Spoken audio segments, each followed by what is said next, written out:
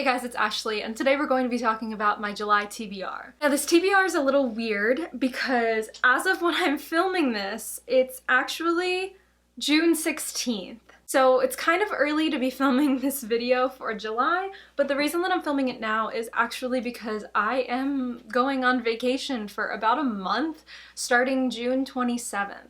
So I need to pre-film some videos, and this is one of them. In addition, this video is also going to be kind of weird because a lot of the books that I mentioned in my summer TBR are still on the list. They're still on the table to be read, but I'm going to be introducing a lot of new books in this TBR specifically because, like I said, I'm going to be going on vacation. I'm only going to have a suitcase. I'm not bringing along a whole TBR of books, so I'm going to have my Kindle. So I'm going to be limited to whatever books that I can either rent from my library online or books that I can buy on my Kindle, but if they're, too expensive, then I'm not going to do that if I have the book sitting at home. So there's a lot of thought that is going into this, and the books that I mention here may not end up actually getting read, just depending on certain things.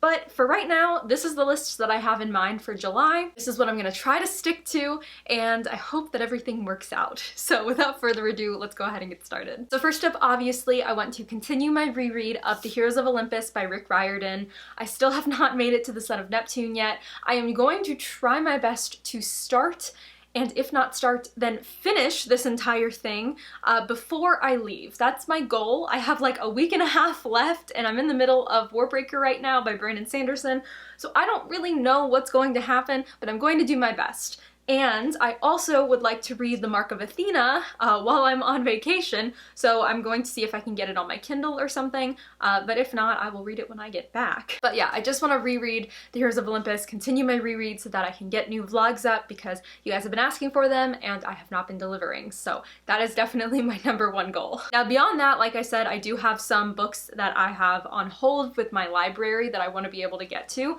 So the first of which, is One Last Stop by Casey McQuiston. I realized that I've been saying her name wrong this entire time, so it's not Casey McKinston, which I thought it was. It's Casey McKiston or Casey McQuiston. I'm not quite sure, but there's no N involved in the middle of her last name, so I don't know where I got that from. I want to get to One Last Stop. This is her newest release. I believe it just came out pretty recently, either in May or June. I think it was June 1st, actually. And I want to get to it. It's not much more to say. It's a romance. It has sort of like a magical sort of fantasy element to it, I think, but I could be wrong. I've been hearing really good things about the story, so I'm just really excited to read it. But it does have a 10-week hold. 10 weeks hold at my library, so I doubt that it will get to me while I'm away on vacation. So I might just end up buying it on Kindle instead of renting it, but we'll see what happens. So the next story that I have on hold at my library that I'm hoping to get to is Tokyo Ever After by, what is her name? Emiko Jean. I might have put the emphasis on the wrong vowel in her name. Is it Emiko? Emiko?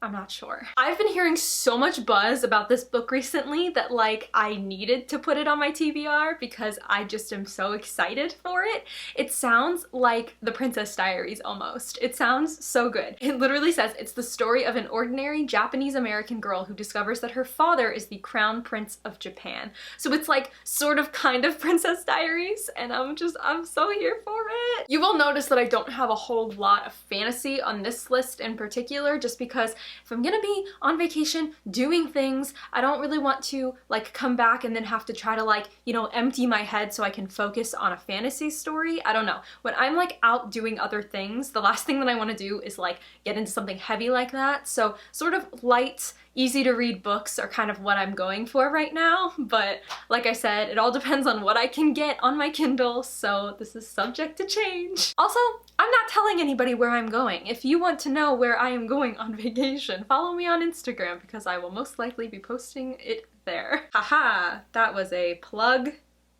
A plug if I ever saw one. Anyway, I know that I just said that I don't want a whole lot of fantasy, but I did add Truth Witch to my holds list from my library because it was, I don't know, it's a fantasy that I've been seeing around a lot for some reason. Like, I don't know if like the newest book has just come out or like is about to come out or something. I honestly don't know, but I feel like I've been seeing it a lot in different places, so it's been in like the front of my mind, so I just added it to my hold list. The only thing that I know about this story possibly, I might not even really know this for sure, is that the story follows this girl who is a truth witch, which means she can tell when people are lying or tell when people are telling the truth, which is kind of like the same thing.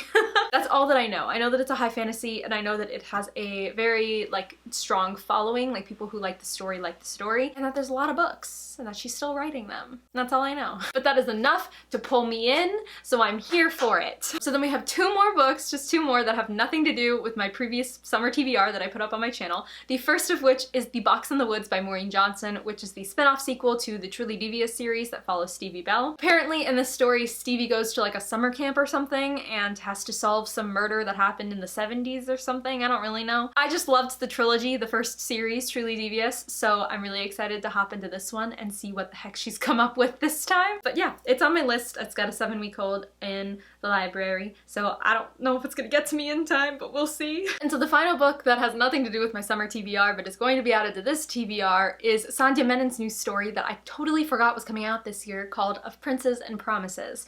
This is the second book in the like Saint Rosetta's boarding school story series in a way. The first one was Of Curses and Kisses, which was a Beauty and the Beast retelling, and this one is a Princess and the Frog retelling? Or the Frog Prince. The Frog Prince. I'm thinking of the Disney movie, but the Frog Prince is the actual like fairy tale. It just sounds like a very cute little like modern fairy tale retelling, but it follows some of the characters from the first book, and I don't remember much of the first book, but I don't want to have to reread the first book, so I'm just gonna go into this and see what I remember. I love Sandhya Menon, and I love her writing, and I love her work, and even though I haven't finished the rest of the like books that are like When Dimple Met Rishi, her like young adult romance stories, I still would love to get to them one day, and I'm just gonna really love her fantasy fairy tale retelling stories in the meantime. If you haven't read Of Curses and Kisses yet, and you want like a really cute fairy tale retelling boarding school story, like something really specific in that genre,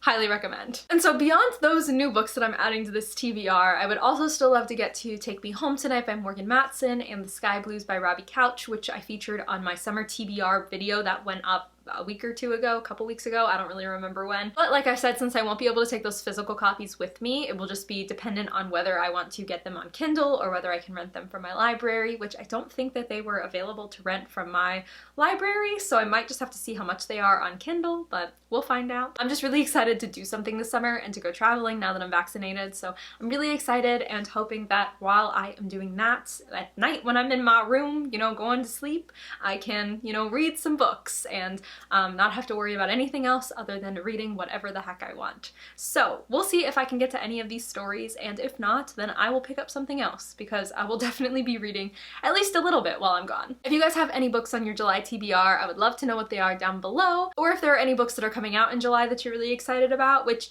you know, I really can't think of anything coming out in July. I feel like every book either came out on June 1st or is coming out in the fall. So if there are any books coming out in July that you're really excited for, I'd also love to know down below. But other than that, I think that's going to be it for this video. So if you want to follow me on any of my socials, all my handles are in the description. Thank you so much for watching, and I will catch you later. Bye!